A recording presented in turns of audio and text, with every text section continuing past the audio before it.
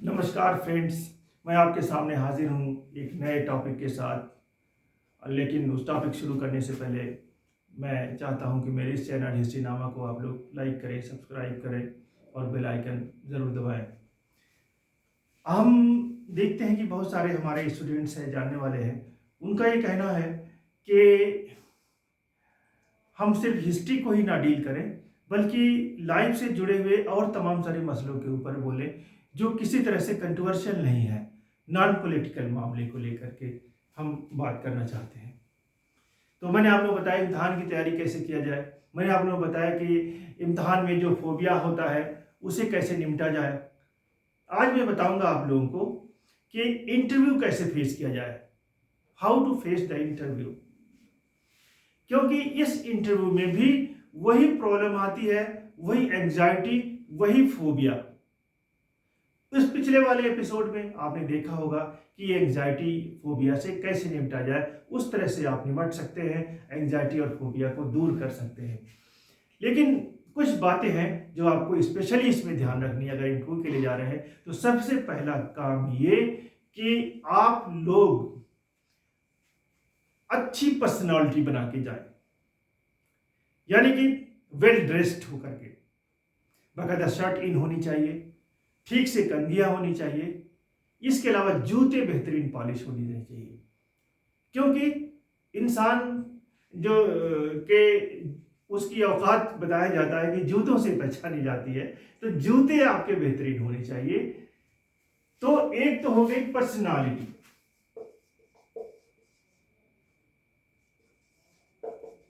ये इंटरव्यू को personality test भी कहा जाता है। ये इंटरव्यू को पर्सनालिटी टेस्ट भी बोला जाता है, पर्सनालिटी टेस्ट है ये।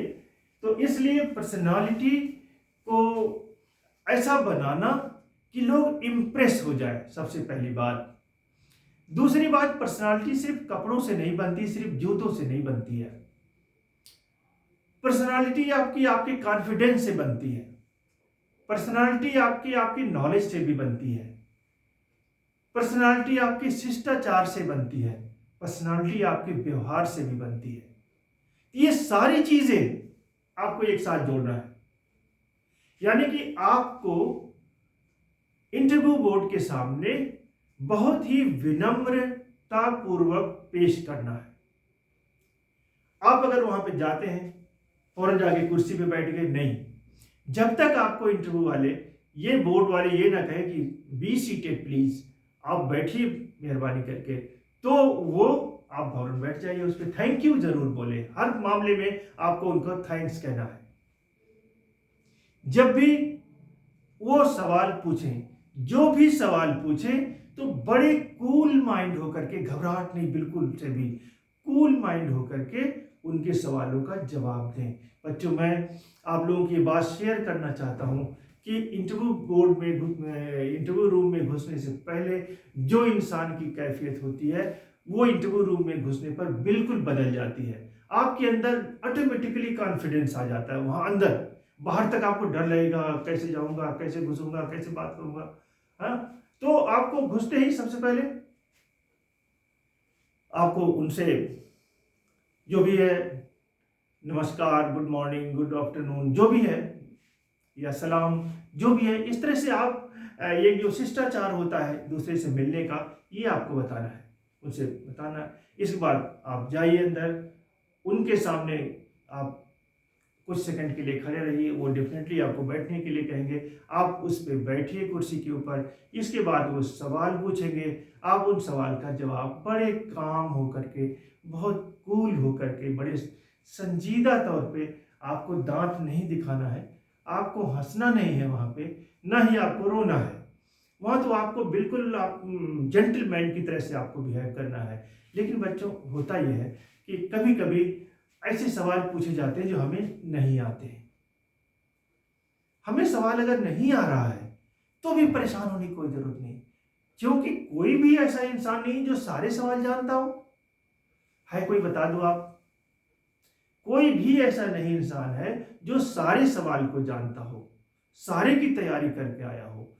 मेरे ख्याल से कोई ऐसा नहीं है। इसलिए आपको घबराना नहीं है, आप सिर्फ सॉरी बोल दें। सॉरी मैंने इसके बारे में पढ़ा नहीं, सॉरी मुझे इसकी नॉलेज नहीं, सॉरी। लेकिन अगर आपने कोई बताई बात या उन्होंने कोई बताई आपको बात, तो आपको आर्गुमेंट नहीं करना है, उनके बात पे लड़ना नहीं है। नहीं सर ऐसा नहीं हो सकता, ऐसे नहीं, ऐसे है, मैंने किताब कल ही पढ़ा है, मैंने कल टीवी पे देखा है या मैंने अखबारों में पढ़ा हुआ है, ये एपिसोड ऐसे नहीं ऐसे है। नेवर। आपको आर्गुमेंट वहां तो बिल्कुल करना नहीं है। यस सर, यस सर, यही करना है आपको। Yes sir, you may know better sir, आप अच्छी तरह जानते हैं सर। तो इस तरह से आपको उन्हें पेश करना है। आपको ये बताना है कि सर मुझे नॉलेज नहीं है, आप मुझे बताएं प्लीज। इस तरह से आपको अब जिज्ञासा आपने जाहिर करना है सीखने की उनसे भी। अगर वो आपको बताता है कोई पॉइंट, आपको नॉलेज नहीं है उस क्वेश्चन के बारे में, आपको बताता है, तो आप उसे फिर थैंक यू बोलेंगे। सर थैंक यू, आपने मुझे बताया, ये मुझे नॉलेज नहीं था, या मुझे कहीं पढ़ने में नहीं मिला, या मैं इसे भूल चुका था। इस तरह की बात करेंगे तो ये एक अच्छा इंप्रेशन, एक अच्छे शिष्टाचार की होगी। लेकिन ये शिष्टाचार इंटरव्यू के 2 रोज एकदम से कैसे आ जाती है? ऐसा नहीं हो सकता। बचपन से ही आपके टीचर, आपके माँ बाप, आप कैसे सोसाइटी में रहते हैं, आप कैसे लोगों में उठते बैठते हैं, ये सारी चीजें, आपके दोस्त कैसे हैं, ये सब चीजों पे डिपेंड करता है। आपको अच्छा बन के रहना है, बचपन से ही आपको सुधार करना है। एक दिन में जाके आप वहां कुछ नहीं कर सकते, आप वहां किसी भी तरह से उस शिष्टाचार का मुजाहरा नहीं कर सकते जब से शुरू से आपके अंदर वो चीजें हैं ही नहीं अगर तो। इसलिए बच्चों अच्छा बनने की कोशिश करो। ये सोचो कि आपको एक इंटरव्यू फेस करना है और उस इंटरव्यू की तैयारी आप बचपन से ही करना शुरू करते हैं। यानी दूसरों को, बड़े को सलाम करना, छोटों को प्यार करना, और अन्य जीव जंतुओं के प्रति दया करना, और सबके साथ सभ्यता से पेश आना, अच्छे सलूक करना, जिससे लोग सब आपके दीवाने बन जाएं। अगर आपके अंदर एरोगेंसी है, आपके अंदर घमंड है, किस चीज का घमंड? क्या है हम? कुछ नहीं। हमारे वजूद क्या है? कुछ भी नहीं। किस बात पे घमंड करेंगे हम? हमें कोई घमंड नहीं करना। हमसे कहीं ऊंचे ऊंचे लोग हैं और बिल्कुल घमंड नहीं करते।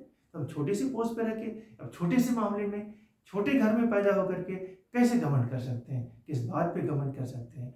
जो है सब ऊपर वाले का है, जो दिया हुआ है सब ऊपर वाले का दिया हुआ है।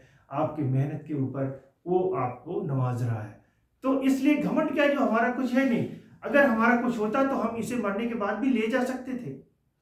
हम नहीं ले जा सकते, न ला सकते हैं। जो कुछ है यहीं का है, तो किस बात का घमंड है? इसलिए कभी भी एरोगेंट नहीं होना, कभी भी घमंडी नहीं बनना है। आपको ये साबित करना है कि जो कुछ आपने पढ़ा, जो कुछ नॉलेज हासिल किया, वही आपका अपना है, और वो आपको घमंड करना नहीं सिखाता, वो आपको अच्छा बिहेव करना सिखाता है। ये कहते हैं कैसा पढ़ा लिखा है तू? कुर्सी पे, वहाँ सीट पे, ट्रेन में या बसों पे एक बुजुर्ग वहाँ पे खड़ा हुआ है, तो सीट पे बैठा हुआ है, उसे छोड़ने, तो इतने पढ़े लिखे रहने से क्या फायदा? डेफिनेटली ये सच बात है कि पढ़ाई जो है अलग चीज है, वो शिष्टाचार सिखाती है। वो शिष्टाचार आप पे है ही नहीं। जब तक शिष्टाचार आपके अंदर नहीं आएगा, जब तक अच्छा व्यवहार आपके अंदर नहीं आएगा, जब तक आपके अंदर लूजनेस नहीं आएगी, जब तक आपके अंदर कामनेस नहीं आएगी, जब तक आपके अंदर दूसरों के प्रति प्यार और मोहब्बत नहीं आएगा, तब तक आप किसी भी इंटरव्यू में आगे नहीं बढ़ सकते। फिर अगर मजबूरी हो जाए, ठीक है भाई, हमारे पास कोई आदमी नहीं, रखना तो है ही, चलो बिगड़ा ही आदमी रख ले, तो बात और है। लेकिन ऐसी पोजीशन भारत में नहीं आने वाली कभी भी। आपको अपने बलबूते पे ये साबित करना है कि आप उन तमाम सारे कैंडिडेट्स में अच्छे हैं जो उसमें इंटरव्यू देने गए। नॉलेज सब कुछ नहीं, नॉलेज तो आपको रिटन टेस्ट में मिल गया, दे दिया आपने, सब साबित कर दिया, और उन्होंने आपको बुला भी लिया, पास भी हो गए आप। लेकिन इंटरव्यू में सिर्फ आपकी पर्सनालिटी देखी जाती है। वो तो सवाल पूछा जाता है कि आपका उत्तर देने का तरीका क्या है, किस तरह से आप उन्हें रिप्लाई करते हैं, किस तरह से आप उनके साथ बिहेव करते हैं। हर तरह से आपको छेड़ के पूछा जाएगा कि आप कहाँ पे रिएक्ट करते हैं, तो बच्चों ये सारी चीज़ें ध्यान देने वाली हैं, और अगर आपने ये सारी बातें अपना ली, ये सारी बातें आपने जान ली, तो आप आगे बढ़ने से आपको कोई नहीं रोक सकता।